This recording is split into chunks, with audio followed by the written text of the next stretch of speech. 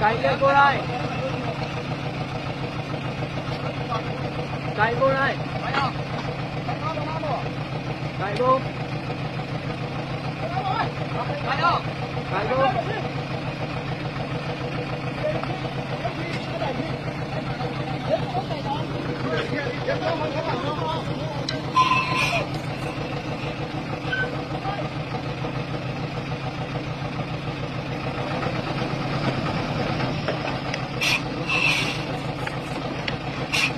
chúng tôi đang mừng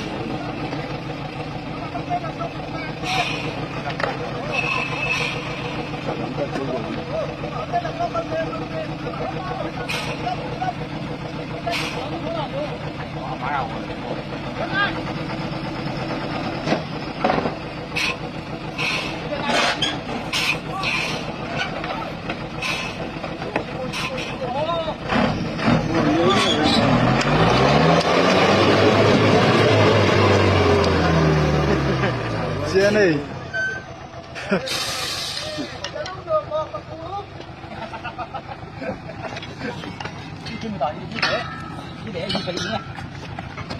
kia tung ngon thì phải thì mà nghe đây thôi